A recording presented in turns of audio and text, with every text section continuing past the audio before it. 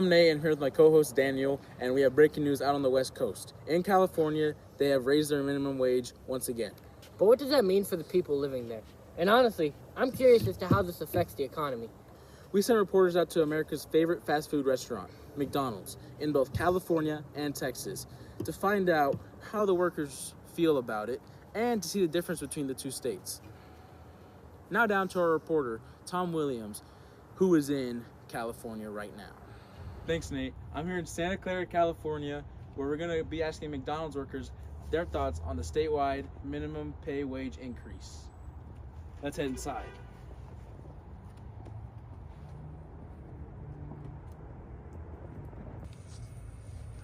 I'm here with one of the employees right now. Who are you and what do you do? My name's Sean. I've been working the grill here for about 2 years now. So Sean, how much do you get paid here?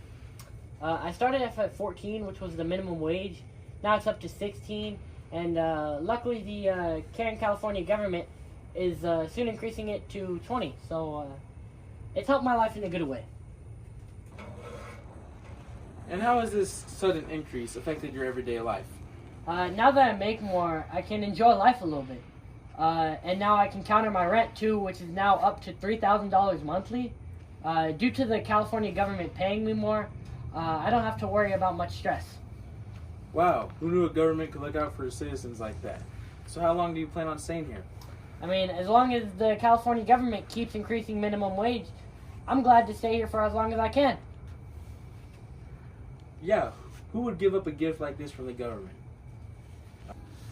Well, you heard it here first, ladies and gentlemen.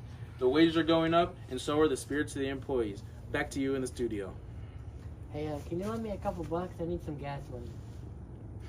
Well, that was a turn of events. But based on this information, it is clearly obvious that the pay wage is increasing, but in return, so is the cost of living.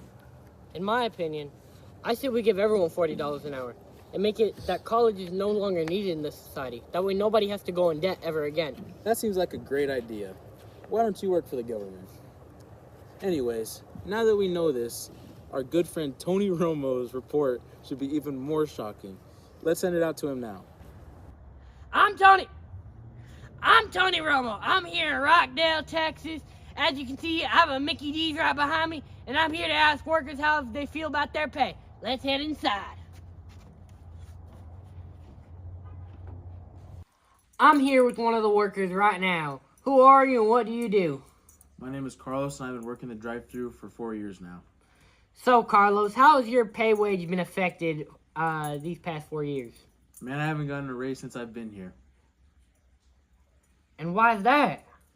Mainly because the minimum pay wage in Texas hasn't increased since 2009. If they don't have to pay me more, then why should they?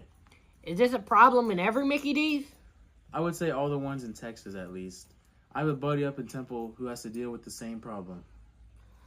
Well, I'm sure that this means affording things like housing and bills is a hassle, right? I mean, the Californians are making almost double than what you are. We may make less than them, but they end up spending more than us. I can still easily afford rent every month and do things I enjoy. Wow, this is truly astonishing. I would have never guessed that. Thanks for your time and input, Carlos. Really? That's all you're going to ask me? Sorry, this is my first interview, bud. All right, see ya. All right, let's send it back to Nate and Daniel in the studio. Tony Romo out. So you're telling me that the government thinks they can get away with this rapid inflation by just barely increasing the minimum wage every year? Now that we know this, I think we can finally realize that just because the minimum wage goes up, it doesn't mean that the workers get any richer. Yeah, governments like California shouldn't be able to just gaslight their citizens into thinking they're getting benefits. Yeah, and honestly, it doesn't make sense either. Because it's irony that if the pay wages increase and so does the cost of living, did it really increase? Instead, they should balance the cost of living and the minimum wage, so there's no room for this in society. If only inflation didn't exist. I think that's a story for another day. Tune in next time as we explore how In-N-Out lines are getting shorter, but are you really saving time? Anyways, that's all for today. He's Nate, I'm Daniel, and we're ND Studios. Thank you. Vai, toma, toma, vai, toma, toma, vai.